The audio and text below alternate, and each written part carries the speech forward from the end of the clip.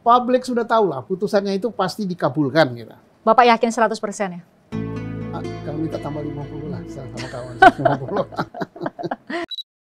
50. Yo bro, jangan lupa subscribe bro. Balik lagi di channel YouTube gua, Mario Hilman.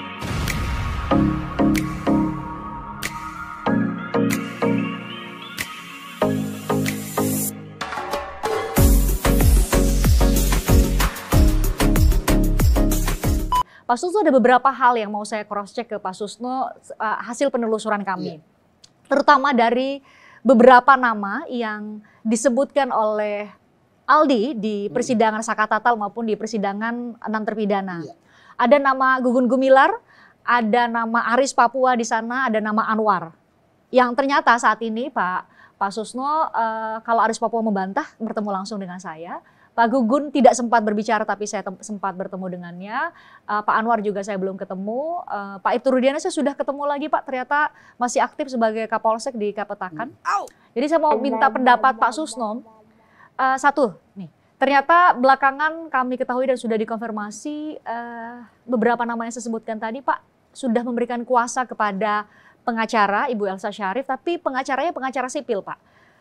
Bukankah sebagai, nah ini karena anggota Polri, bukankah sebagai anggota Polri aktif itu ada bantuan hukum dari Divisi Hukum Polri ya Pak seharusnya? Iya ada ya, ada SOP-nya, ada bantuan hukum untuk anggota Polri yang terkena permasalahan hukum. Nah, saya nggak tahu mengapa sampai cari di luar gitu, atau di Mabes Polri-nya sudah nggak mampu lagi gitu. Tapi bukankah dulu Rudiana sendiri mengatakan bahwa saya sengaja tidak memberikan keterangan kepada publik karena saya masih aktif, semuanya harus diatur oleh dinas gitu kan. Nah sekarang nggak tahu apakah cari pengacara ini sudah seizin Mabes Polri atau usaha mereka sendiri. Oh itu harus izin ya Pak kalau Polri aktif? Iya kan dia kan Polri aktif. Dia cari pengacara di luar. Saya beranggapan mungkin dia sudah minta izin ke atasannya atau ke Ditbinkum Polri. Kalau belum, mungkin Ditbinkum Polri sendiri yang mencarikan. Mungkin ya, andai praduga, bukan pasti karena saya udah di luar, tidak jadi polisi lagi, saya ini udah pensiun. Saya mulai dari karena Pak Aris Papua salah satunya yang menjawab dari ke saya ya Pak. Ya Pak Aris Papua tuh jawab ke saya Pak ketika saya konfirmasi. Satu, saya bilang Aldi kemungkinan salahnya sekecil loh Pak. Karena kenapa? Aris itu bukan hanya Aris yang disebutkan di persidangan, tapi ada Papuanya, Aris Papua, dan yang dikenal dengan Aris Papua adalah Bapak gitu ya. Tapi katanya saya tuh nggak bertugas di Polres Cirebon Kota. Saya itu di Polres Sumber Kabupaten. Ini terkait dengan pemukulan Ya, ya? penganiayaan. Penganiayaan, Betul. penyiksaan. Betul. Jadi ditanyakan oleh Mbak Pres kepada Aris Papua langsung, dia mengatakan dia tidak. Dia tidak bertugas di Polres Sumber, di Polres Cirebon Kota. Ya betul sekali kan, kalau pertanyaannya Anda bertugas di Polres Cirebon Kota apa tidak, ya tidak. Tapi persoalannya kan mungkin bukan persoalan bertugas di situ, tapi persoalannya betul nggak keterangan Aldi bahwa Aris Papua melakukan penyiksaan, kan itu. Katanya kenal Aldi aja enggak Pak katanya? Iya, tapi kan belum menjawab pertanyaan pokok kan. Maksudnya pertanyaannya, Anda menyiksa dia apa tidak? Gitu. Nah kalau Anda menyiksa dia apa tidak, terus jawabannya, saya tidak dinasi di situ. Kan apa ini namanya, jaka sembung ya. Nggak nyambung. Kan? Pertanyaannya memukul, jawabannya berdinas. Gitu. Kan, jadi jawabannya itu ada beberapa Pak. Tidak kenal Aldi sama sekali, tidak satu circle bahasa anak sekarang Pak, tidak satu circle dengan Ibtu Rudiana, tidak pernah menjadi anak buah Ibtu Rudiana. Jadi ditanyakan kembali ke saya, mana mungkin saya bisa melakukan penganiayaan itu. Itu narasinya Pak Aris. Ya boleh saja dia mengatakan begitu, tapi kan Aldi menunjukkan bukti bahwa saya ini dianiaya di sini, di kaki dan sebagainya. Maka jawabannya harus sama, bahwa saya tidak melakukan hal itu dengan bukti-bukti ya. Jadi kalau sebenarnya gampang, setiap pertanyaan dijawab dengan bukti. Oh saya tidak melakukan pemukulan karena saya pada tahun 2016 ya. Betul. Saya 2016 masih berdinas di Papua. Saya baru pulang ke Jawa 2018, ya makanya tidak. Kan. Tapi jawabannya waktu itu 2007 sih Pak, sudah balik ke Cirebon. Ya, kalau 2007 dengan 2016 itu masuk dari segi waktu ya. Tempus delicti masuk.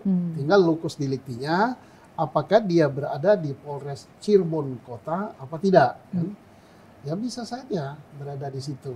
Makanya semuanya harus dijawab dengan pembuktian-pembuktian. Tidak dijawab dengan iya apa enggak. Dan saya yakin ini sudah diperiksa oleh tim sus yang dibentuk oleh Kapolri. Hanya belum dipublikasikan. Ya mudah-mudahan antara audit yang dilakukan oleh media dengan audit atau pemeriksaan yang dilakukan oleh tim sus Polri ini berbeda. Kalau tim sus Polri kan disertai dengan pembuktian-pembuktian. Ya, terkait dengan itu Pak, saya sudah wawancara Bu Elsa Pak, dan saya mau konfirmasi ke Bapak karena informasi dari Bu Elsa ternyata sudah 2 kali ada tim yang disebut Bu Elsa kemungkinan berbeda.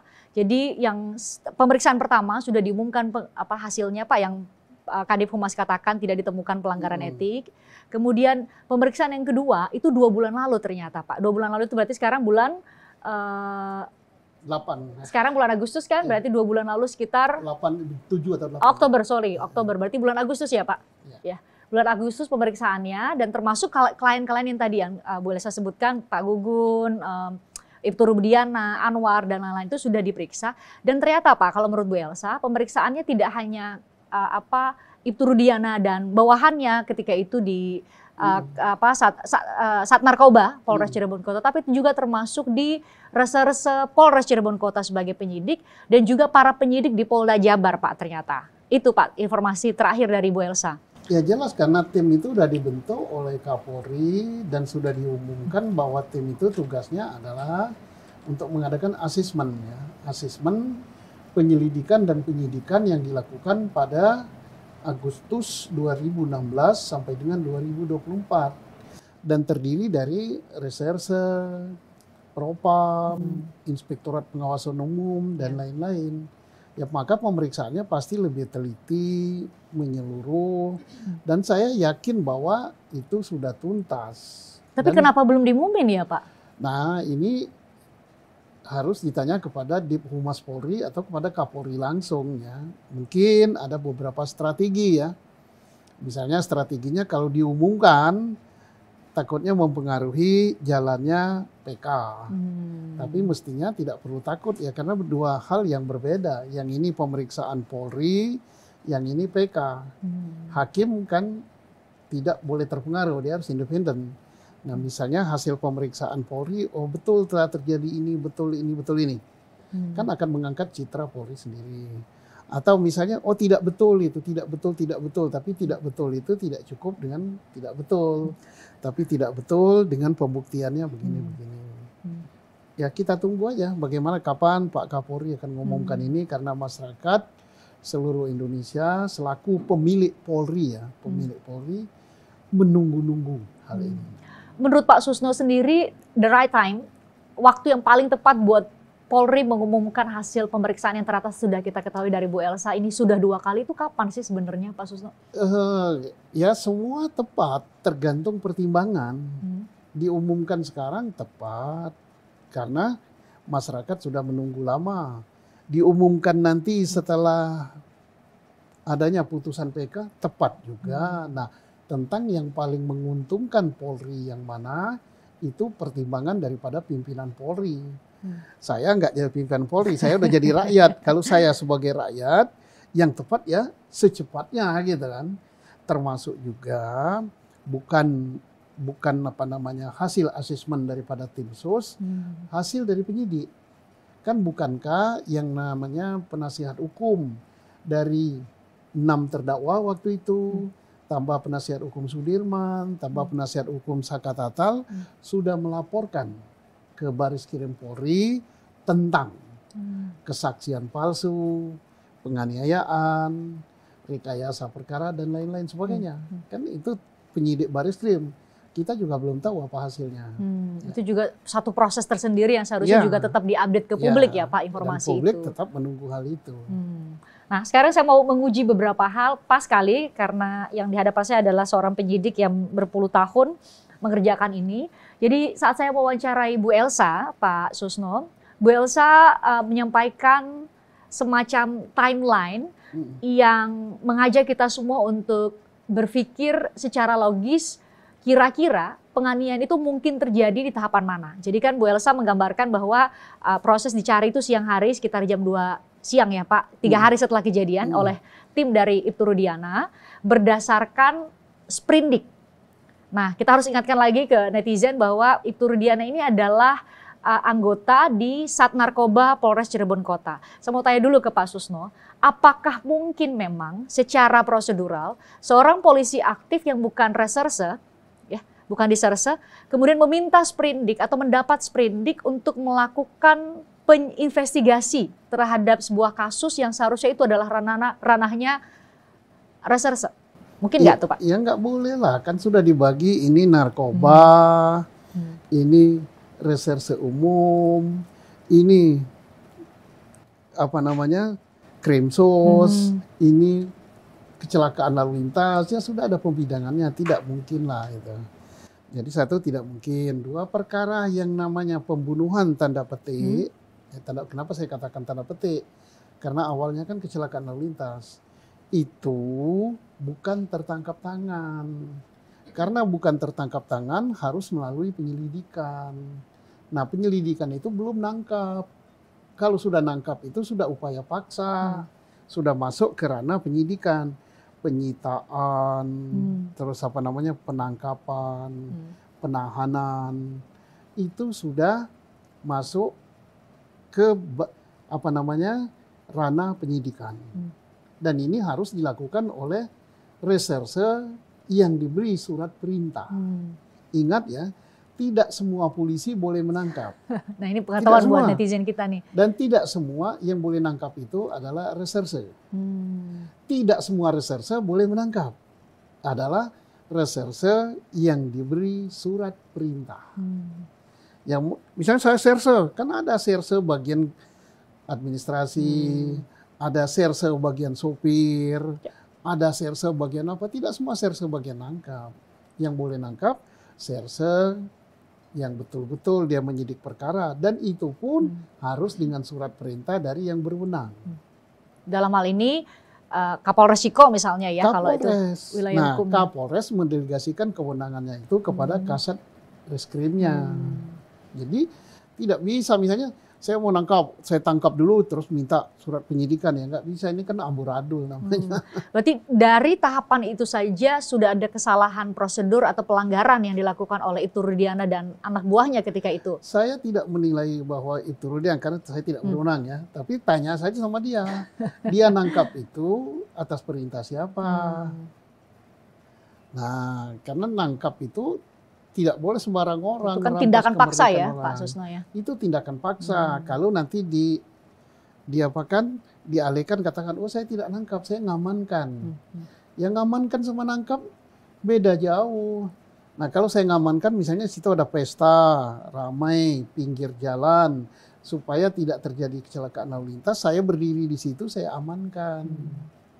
Atau saya sedang berjalan, ada orang berkelahi, kemudian yang satunya dikeroyok, supaya tidak dikeroyok saya lindungi begini. Itu namanya mengamankan. Nah, tapi saya tidak berwenang membawa dia ke kantor, menginterogasi dan sebagainya, ngamankan. Jadi ngamankan sama nangkap itu adalah dua hal yang berbeda jauh, bumi dan langit. Ini nggak bisa berdalih, wah ngamankan.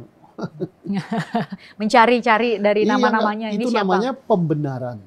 Itulah yang namanya pembenaran itu ya begitu. Itu prosesnya dari sekitar jam 2 siang. Jadi katanya diperkirakan sekitar pukul 4 lah para terduga pelaku ketika itu ya, karena belum ditetapkan sebagai tersangka Pak. Terduga pelaku ketika itu dibawa oleh tim Pak Rudiana bersama Gugun Gumilar, pokoknya semua anak buahnya di Sat Narkoba ketika itu Pak. Jadi menurut Bu Elsa bisa jadi dalam tanda petik para terduga pelaku ketika itu tuh dalam pengawasan, dalam penguasaan atau diamankan dalam bahasa Pak Rudiana itu hanya sekitar 30 menit lah. Makanya kemudian pertanyaan Bu Elsa ke saya, Pak Susno, apakah mungkin terjadi penganiayaan yang diceritakan oleh para terpidana termasuk Aldi di muka sidang itu hanya dalam kurun waktu 30 menit kalau benar itu dilakukan oleh tim Pak Rudiana. Kalau menurut Pak Susno? Iya, pertama tidak ada kewenangan sama sekali dari Rudiana untuk nangkap orang-orang ini. Berapa itu? 8 ya? Ya. Tidak ada kewenangan sama sekali karena ini bukan kasus tertangkap tangan. Yang berwenang adalah reserse yang diberi surat perintah. Sebelum diberi surat perintah penangkapan harus diselidiki dulu. Kasus apa, siapa pelakunya, minimal 2 alat bukti yang sah dan saling bersesuaian, baru bisa ditangkap. Jadi bukan dalilnya diamankan. Nah, kembali ke pertanyaan tadi, tidak mungkin Rudiana CS melakukan penganiayaan karena waktunya hanya 30 menit. Diperkirakan 30 Diperkirakan 30 menit. Maka pertanyaan saya, apa penganiayaan itu harus 30 menit? Ya kita korting aja 20 menit lah sama kawan gitu kan. Ya bisa. 1 menit aja bisa. 1 menit kalau ditinju sama Mike Tyson aja kan geletak gitu. Nggak sampai 1 menit ditonjok berapa detik kita tak geletak kan. Kenapa harus 1 jam? Dengan penggambaran yang disampaikan sama para terpidana ya Pak di mengerikan sekali ya di ini sama artinya itu meja sudah penyiksaan gembok. ya, sudah penyiksaan tidak manusiawi. Jadi tidak bisa dikaitkan dengan waktu. Dan saya juga tidak mengatakan bahwa penganiayanya adalah Rudiana CS, tidak. Kalau memang Pak Rudiana CS tidak melakukan penganiayaan itu, cara membantahnya atau cara membuktikannya bukan dengan waktu. Karena waktu menganiaya itu tidak perlu 5 menit, tidak perlu 1 jam, tidak perlu sehari gitu kan. Tapi dengan bukti-bukti lain bahwa memang dia tidak melakukan pemukulan itu. Saya nggak tahu buktinya apa gitu. Misal CCTV. Oh sejak saya tangkap sampai dengan saya serahkan tuh CCTV-nya ini. Lihat berurutan. Tidak ada 1 detik pun yang terlewat oleh CCTV. Dan di CCTV itu tidak terlihat sama sekali bahwa ada peristiwa pemukulan. Kan gitu. Saya diserahkan bukti foto oleh Bu Elsa, Pak Susno.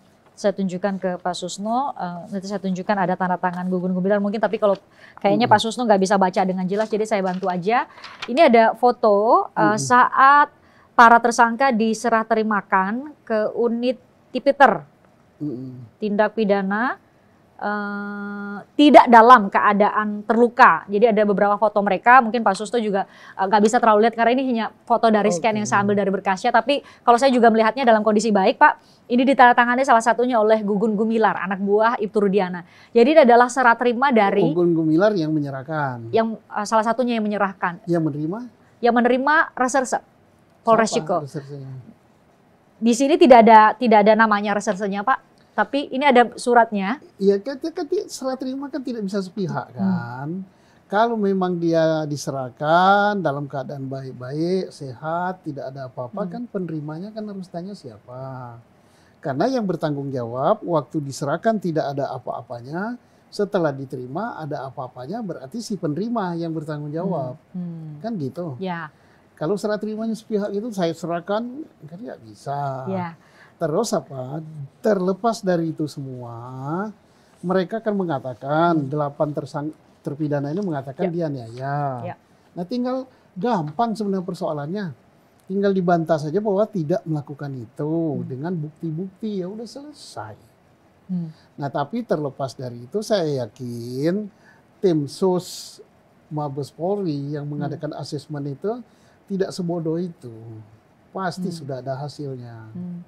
Kalau memang tidak ada penganiayaan, pasti tim susnya sudah mengantongi ada alat bukti bahwa tidak ada penganiayaan. Kalau memang betul apa yang dinyatakan oleh 8 terdakwa atau 8 terpidana itu, mereka dianiaya, disiksa, tidak manusiawi, minum kencing, makan di lantai, ya tim sus Mabes Polri tentunya sudah ngantongi alat bukti. Gitu. Bapak sangat yakin soal itu ya? Ya saya sangat yakin, kalau tim sus itu kan pangkatnya adalah serse-serse, penyidik-penyidik, irwas, propam yang sudah kenyang dengan pengalaman. Jadi seharusnya kalau hasilnya diumumkan nggak perlu diragukan lagi seharusnya kalau kita diumumkan. yakin benar bahwa Polri kerjanya profesional kok. Nah, ini saya lanjutkan tadi timelinenya ya Pak. Ya, jadi sekitar jam 4 sore di bawah pengawasan tim Ibtu Rudiana, Bu Elsa mengatakan diperkirakan hanya 30 menit di bawah pengawasan tim Ibtu Rudiana, kemudian diserahkanlah berdasarkan surat ini Pak ceritanya ke Reserse Polres Cirebon Kota, dan kalau kita ingat di berkas Pak Ibtu Rudiana itu memberikan laporan model B sekitar pukul 19 waktu Indonesia Barat di hari yang sama. Dan itu diserahkan ke Serse. Nah di Serse kata Bu Elsa itu hanya 1 kali 24 jam. Jadi kalau dihitung 1 kali 24 jam berarti tanggal 31 Agustus di bawah pengawasan dari Serse. Setelah dari Serse katanya, ini Bapak bisa koreksi saya benar nggak ini tahapannya. Dari Serse diserahkan ke tahanan. Nah di tahanan.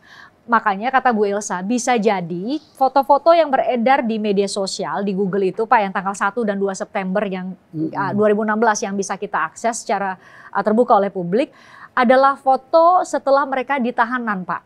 Dan membuka kemungkinan kekerasan yang mereka alami, luka-luka yang mereka alami itu karena kekerasan dilakukan oleh sesama tahanan, bukan oleh petugas. Ya boleh-boleh saja, tapi kan semua kan yang menjadi persoalan itu adalah pengakuan atau keterangan dari 8 terdakwa.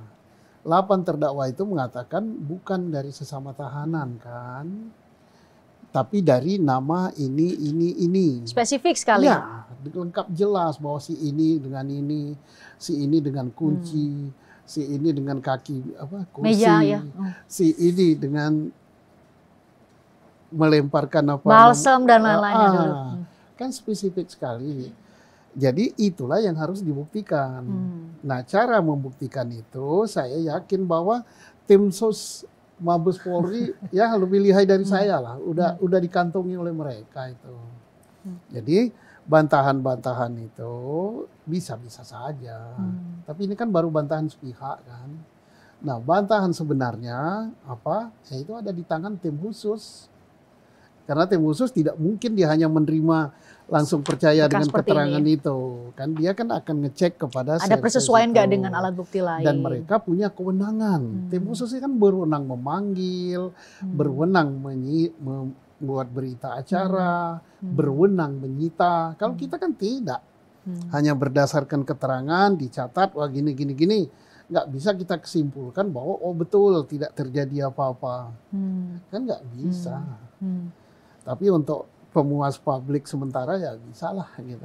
Bisa lah apa? Atau untuk debat di TV atau di medsos bisa lah gitu. Daripada kosong kan kayak yang namanya berdiskusi berdebat itu kan kertas kosong gitu aja bisa didebatkan kan. Apalagi kertasnya ada tulisan. Ada foto, ada keterangan begini. Kertas kosong polos gitu kan. Ukuran double folio itu didebatkan bisa 2 hari 2 malam nggak selesai. Gitu. Apalagi nggak ada tulisan ya. Tapi kalau untuk pembuktian tidak begitu caranya. Pembuktian adalah sebagaimana yang dilakukan oleh tim khusus. Dan saya yakin bahwa tim Polri itu profesional. Udah tahu gitu. Hanya tinggal persoalannya, ini kan yang ditanya-tanya oleh publik, kenapa belum diumumkan, kenapa belum ada tindakan gitu kan. Nah ini mungkin ya, saya kan hanya mungkin saja pura-pura jadi dukun ya, praduga gitu ya. Mungkin Polri cari timing yang tepat gitu kan. Ini banyak sekali yang ditunggu-tunggu publik. Misalnya kok Rudiana belum ada tindakan. Kok masih aktif jadi Kapolsek ya? Kapolsek. Ya mungkin ada pertimbangan lain. Nah kita tunggu aja. Makanya yang paling tepat kita tidak boleh berasumsi bahwa pemukulan tidak terjadi. Karena dia diserahkan dalam keadaan mulus. Tapi nyatanya kan di badannya kan ada bekas cacat. Bahkan Sudirman datang ke pengadilan mengajukan saat PK dengan bukti luka tembak di mana itu di punggungnya. Dan dia cacat gitu. Nah, sekarang siapa yang melakukan tembakan itu? Apakah dia mimpi kena tembak terus kena tembak beneran? Gitu bisa jadi ya. Oh, yang nembak itu adalah bayang-bayang gitu. Dan itu gampang sekali itu si polisi membuktikannya, tim khusus membuktikan itu sangat gampang. Tapi Pak Susno membuka peluang nggak bahwa seperti logika yang dibangun sama tim pengacaranya Pak Ibtu Rudiana dan CS ya, bahwa bisa jadi penganiayaan itu terjadi tidak di saat para tersangka ini diamankan oleh Ibtu Rudiana, tapi bisa jadi oleh penyidik reserse. Kemungkinan ya, kita ada asas praduga tak bersalah. Tapi kemungkinan saat diperiksa oleh penyidik reserse Polres Cirebon Kota, atau pada saat ada di tahanan, atau pada saat disidik oleh penyidik dari Polda Jawa Barat. Itu mungkin nggak, Pak Susno? Ya bisa saja, dan kebetulan orangnya masih hidup semua, nggak sulit kan. Tinggal tanya Dirman aja, Sudirman, Sakatatal, kamu sehat nggak? Sehat, siapa yang mukul kamu? Tuh Pak, tuh. Apa susahnya? Nah, setelah itu disebut namanya, tinggal panggil. Yang dikatakan, kamu polisi, siapa namanya? Brigadir siapa? Betul nggak kamu mukul? Oh tidak Pak. Nah, tinggal dikonfrontir gitu. Nah ini luka bekas apa? Oh ini bekas sulutan rokok kamu apa rokok siapa, kan nggak susah. Nah si ini kan juga tidak ngomong sendiri, kamu waktu disulut rokok itu siapa yang melihat? Oh ini Pak saksinya ini nih. Udahlah kita percayakan aja pada tim khusus itu. Tim khusus punya keahlian untuk itu. Nah misalnya pengacara atau advokatnya yang ditunjuk atau penasihat hukumnya dari mereka-mereka yang dituntut tadi, itu hak dia mencari pendamping hukum, kemudian haknya penasihat hukum untuk membangun suatu argumen untuk menghindarkan kliennya dari tuduhan itu. Ya boleh-boleh saja, tapi mana alat bukti yang kuat? Semuanya harus dengan alat bukti. Misalnya alat buktinya bahwa oh ini tidak melakukan penganiayaan dan kita percaya praduga tak bersalah boleh. Tapi tolong buktinya apa bahwa dia tidak melakukan itu. Dengan narasi itu Pak Susno kan jadi kalau kita yang mendengar narasi itu, narasi dari Ibu Elsa kan jadi setidak-tidaknya ada dua hal yang muncul di benak saya Pak. Satu, berarti ada kemungkinan yang ditunjuk jari ke arah para terpidana kalian bohong, itu satu. Yang kedua adalah bisa jadi melempar kesalahan ini ke tahapan lain, bisa jadi ke penyidik yang tadi saya sebutkan, penyidik Polres Cirebon, di penyidik Polda Jabar, atau penjaga di saat mereka ditahan. Pak Susno melihat ada dua kemungkinan itu enggak? Ya kemungkinan bisa saja, tetapi yang sudah tidak bisa dibantah lagi adalah ada barang bukti, ada fisik bukti para terpidana. fisik, ada fotonya, ada bekas lukanya, ada bekas sulutan rokoknya, ada bekas tembakannya, kan gitu kan. Bahkan ada yang foto-foto itu dipublikasi, siapa yang ngambil foto itu, apa tujuan yang publikasi. Nah sekarang tinggal siapa yang melakukan itu. Menurut yang punya luka, menurut yang ditembak, yang melakukan si itu. Dengan nama spesifik disebutkan. Iya, bukan hal yang sulit-sulit, ini harus mencari apa-apa, gampang. Bukan cari teroris ini. Ini orangnya masih hidup dengan segala lukanya, dengan cacatnya, dan katanya pelakunya itu. Yang itu membuat argumen. Boleh, tapi argumennya ini kan harus dibuktikan. Tidak cukup dengan omongan, oh saya tidak. Nah, kalau yang ini, yang si korban kan ngomong. Buktinya ini Pak. Luka tembak saya, nah ini silakan. Nah, tinggal sampai di persidangan pun masih. Iya, tinggal dibawa ke dokter. Betul nggak itu kena tembak? Atau karena dia cucuk-cucuk sama kuku aja langsung lubang? Kan nggak sulit zaman modern sekarang. Di sininya misalnya kena sulutan di mana? Betul nggak itu bekas sulutan rokok? Kan dokter banyak. Kalau kata dokter kulit apa dokter apa betul. Tinggal siapa pelakunya? Nah dia sudah menunjuk pelakunya itu. Spesifik namanya. Iya, nggak susah sih. Tapi kalau mau didebat-debatkan ya bisa susah. Tapi bagus juga untuk naikin rating gitu. Ya setidak-tidaknya kemudian itu yang menjadi diskursus di publik kan Pak Susno. Tapi kan publik sekarang kan tambah sudah pinter kan. Dia katakan ibu itu ngarang aja, bapak itu ngarang aja, yang betul gini. Itu menyangkut reputasi juga. Silakan. Kita mau nggak menjual reputasi, menjual melacurkan diri demi bela? Kalau saya nggak mau gitu kan. Kalau saya netral aja, saya tidak memihak pada korban, tidak memihak kepada polisinya, saya memihak pada kebenaran. Makanya Pak Susno sendiri itu sampai bikin sayembara ya, Pak Susno ya, yang bisa membuktikan kalau bukan laka lantas. Iya, sekian juta, tapi sampai sekarang belum ada yang bayar ini. Iya. Pak Susno karena lagi-lagi mantan penyidik bertahun-tahun, jadi Bapak sampai di kesimpulan laka lantas. Iya, laka lantas. Ini kecelakaan lalu lintas. Sampai sekarang ada nggak yang bisa membuktikan itu? Ya bukan kecelakaan lalu lintas, ayo. Itu pembunuhan. Saya buat video siri berapa itu yang katakan alat bukti pembunuhan nyaris habis, alat bukti kecelakaan lalu lintas tak terbendung kan. Kalau nggak dibatasi kan ada ratusan orang siap bersaksi, siap memberikan alat bukti bahwa itu kecelakaan. Nah sekarang siapa yang bersaksi bahwa itu pembunuhan? Siapa yang melihat itu pembunuhan? Ada nggak? Nggak usahlah dua mata doang. Salah satu. Sebelah mata saja gitu. Nah, saya melihat dengan sebelah mata bahwa itu betul pembunuhan. Proses pembacokan atau apapun itu ada, dengan kan? alat. Nggak ada.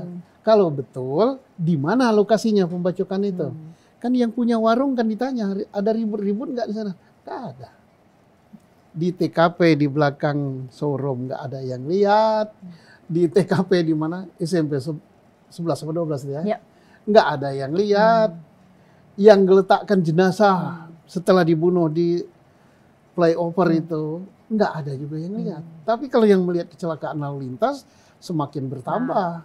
Saya jadi ingat pernyataannya Bu Elsa nih supaya bisa challenge pendapatnya Pak Susno supaya juga jadi jadi diskursus publik supaya publik juga jadi bisa berpikir. Saya sempat menanyakan dengan narasi yang berbeda ke Bu Elsa soal tadi Pak Susno. Kenapa kemudian kalau keterangan saksi alat bukti secara langsung yang lihat bahwa memang ada samurai yang katanya begitu ya di laporan Pak Rudiana kan menggunakan samurai ya Pak, samurai dan kemudian belakangan dikoreksi bukan alat itu yang digunakan menimbulkan luka akibat benda tajam dan lain-lain.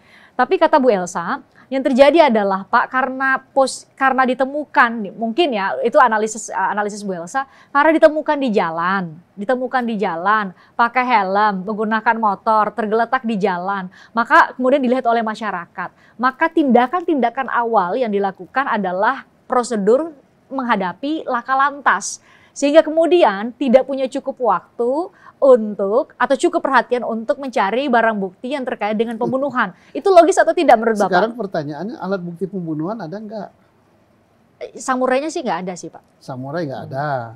Terus apa lagi kalau nggak ada samurai? Obeng nggak ada. Alat bukti pembunuhan kan tidak ada sama sekali. Saksi pembunuhan yang melihat langsung ada nggak? Nggak ada. Bukti forensik, rekaman pembicaraan bahwa ngajak bunuh ada nggak? Nggak ada. Semua nggak ada kan? Ya kalau alat bukti nggak ada ya berarti peristiwa itu nggak ada kan? Nah kecelakaan lalu lintas jelas dan di dalam hukum itu tidak boleh berasumsi. Mungkin karena supaya cepat, itu kan nggak boleh. Jadi ditemukan TKP-nya ini, kemudian yang namanya triangle evidence-nya itu TKP, alat barang bukti. Korban, saksi ngomongnya apa ini? Barang bukti ngomongnya apa? Nah lebih celaka lagi, saya ketawa tapi takut saya ya. Kenapa? Katanya yang mandikan ibu yang mandikan jenazah bahwa itu ditusuk. Nah sejak kapan kita tidak kesimpulan itu berdasarkan si nenek gitu kan? Ya, pemandi jenazah. Iya, kalau namanya terkait dengan hukum, bukan si nenek yang ditanya. Dokter forensik. Dokter forensik. Ya kalau gitu nanti lama-lama berdasarkan dukun, ahli nujum gitu. Ya enggak lah, kita belajar udahlah. Balik ke habitatnya. Nah, bicara mengenai dokter forensik, saya coba ikuti logika itu. Nah, saya baru ingat lagi jawaban dari Bu Elsa dari pertanyaan saya. Kenapa Bu Elsa terus? Saya mau challenge itu Pak, supaya kemudian terjadi ini nih, jangan sampai kemudian narasi yang disampaikan oleh Bu Elsa dan Pak Ibtu Rudiana yang punya pendapat yang berbeda atau versi yang berbeda, kemudian tidak nyambung nih dengan ini. Karena kan kita mau cari persesuaiannya nih Pak. Bu Elsa bilang bahwa kalau memang benar di hari kejadian atau pada saat kejadian itu dilakukan dilakukan pemeriksaan, tapi pemeriksaan luar karena tadi logikanya Pak, karena pada saat polisinya bawa terus bilang ke dokternya bahwa ini kecelakaan lalu lintas nih, maka prosedur yang dilakukan bukan prosedur pembunuhan bagi mereka yang terduga dibunuh, tapi kecelakaan, sehingga tidak lakukan itu Pak. Sudah tahu maksudnya. Iya Pak. Mau ditemukan jenazah meninggal dengan luka, dikirim ke rumah sakit, dimintakan visum, mau disebut kecelakaan, mau disebut pembunuhan, mau disebut keracunan dan sebagainya, prosedurnya sama. Oh, tidak ada beda prosedur ya? Ya ini jenazah. Oh. Saya temukan di situ. Menurut masyarakat kecelakaan. Ya. Ya kemudian baru si dokter melakukan pemeriksaan. Dalam dokter melakukan pemeriksaan, dokter tidak akan ngomong itu mati karena kecelakaan atau mati karena pembunuhan. Oh gitu ya? Tidak ada visum gitu. Apalagi sampai mengatakan mati karena ditusuk oleh si A. Dokter kan hanya meriksa. Ditemukan luka di sini. Akibat benda apa? Akibat benda apa? Ditemukan robek di sini. Akibat apa? Ditemukan lebam di sini. Akibat ini. Kan gitu. Silakan penyidik mengambil kesimpulan, oh kalau begitu ini pembunuhan. Nah, jadi sekarang, logikanya nggak boleh diubah ya? Bahwa polisi datang nih kecelakaan nih, tolong prosedurnya berarti beda dong sama pembunuhan. Nggak begitu ya? Nggak gitulah. Ini Pak, ditemukan luka sini. Seret, ditemukan di jalan jembatan apa namanya? Jembatan Talun. Jam sekian diperkirakan satunya masih hidup, satunya sudah meninggal. Nah, silakan mintakan visum. Kan gitu. Ya. Ini Pak, sidang peninjauan kembalinya sudah bergulir. Jadi pertanyaan kita semua kan, dan termasuk juga netizen ya, ini gimana, kapan putusannya? Semua dalam penantian nih Pak. Semua ya, sambil menanti. Secepatnya aja, makin cepat makin bagus. Ikan cepat ikan gabus. Nah, makin cepat makin makin bagus. Dan putusannya, publik sudah tahu lah, putusannya itu pasti dikabulkan gitu. Bapak yakin 100% ya? Kami tak tambah 50 lah sama kawan. 50. Atau 1000. Kalau enggak, ya berarti hakimnya berani bener enggak. Kalau enggak, ya pastilah. Dari sudut mana gitu kan. Dari sudut peristiwa, ini jelas peristiwa kecelakaan. Karena kecelakaan, apalagi tunggal. Berarti kan enggak ada penyebab atau pelaku pembunuhannya. Ya harus bebas.